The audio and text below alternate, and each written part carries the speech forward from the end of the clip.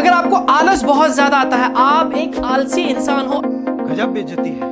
आपको टाइपिंग करना ज्यादा पसंद नहीं है, लेकिन कंप्यूटर से या लैपटॉप से रिलेटेड आपको बहुत ज्यादा काम रहता है, टाइपिंग आपको बहुत ज्यादा करना पड़ता है, लेकिन आपको टाइपिंग करना पसंद नहीं है, आपके लिए दोस्तों एक वेबसाइट है जिसका नाम है dictation.io। आपके लिए बहुत ही यूजफुल होने वाला है ये वेबसाइट। इस वेबसाइट में आके आप वॉइस टाइपिंग कर सकते हो, मतलब आप जो कुछ भी बोलोगे ये जो वेबसाइट है ऑटोमेटिकली टाइप करता जाएगा। और इसकी खासियत यह है कि ये एकदम एक्यूरेट टाइपिंग करता है।